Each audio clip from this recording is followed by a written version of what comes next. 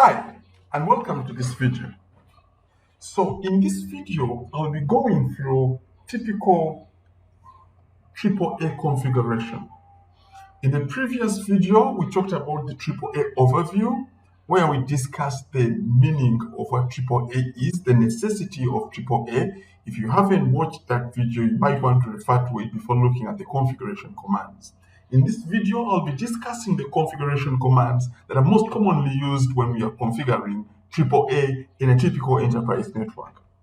So the very first thing you want to do is to get into AAA view using the command AAA. So when you get into the AAA view, right there, you can use the command authentication scheme to create an authentication scheme. So you will set up an authentication scheme and give it your name, the name of the authentication scheme, not your name, the name you want to give your authentication scheme.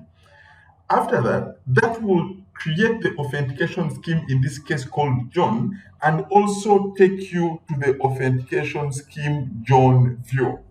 Now, inside the authentication scheme view, you will create the authentication mode. You will find in the system support for Huawei Tacax, local, radius, and none. Now, you might ask yourself, well, you say we have three authentication modes, remote, local, and none. And yes, there are three right here. This is the first one, none authentication. This is the second one, local authentication. And this combined is the third one, remote authentication. We said when it's remote authentication, it can be done either using a Huawei Tacax server or using a Radius server. So these are our three authentication modes.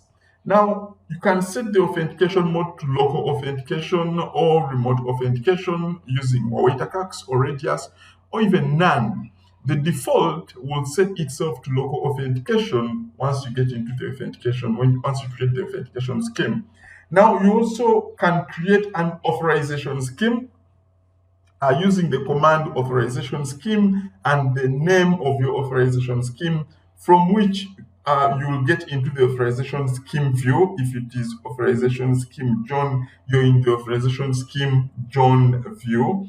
Right there, you create your authorization mode, and we have support for Huawei Tacax authorization, local authorization, and non-authorization. But also, we have support for if authenticated authorization. Now, this is our first authorization mode we talked of. This is our second authorization mode we talked of. And the third authorization mode, which is remote authorization, is these two combined. Now, if authenticated is the one that's normally going to take place when you use Radius, but if you're using Huawei Tacax, then you will as well use that. Now, some other few commands, you create a domain using the command of a keyword domain and specifying the domain name. Let me create the domain called John right here. You do that inside the AAA view. Now, once you're inside the domain, you want to bind the authentication scheme or authorization scheme or both to a particular domain name. So in this case, authentication scheme John, which means this domain is going to use the John authentication scheme, which we defined earlier. Now, you will, of course, go and create a user, local user, specify the username of that user, password cipher, and specify the password. If the user contains the @delimiter, the character before that is going to be the username, and the character after that is going to be the domain name. If it does not contain that delimiter @ the entire character string represents the username, and the domain name is going to be the default domain. All right, so you go ahead and create the user access type. You're going to say local user, specify the username, the user you're talking about, service type. Then you enable this user to access either the terminal or telnet or FTP or SSH or SNMP or HTTP or PPP or none. I mean, depending on your requirements, or a combination of those. Then you set up a user level. So there are three things you need to set up about the user: the name and the password, the service type that user will access, and then the user privilege level, which is 1 through 15.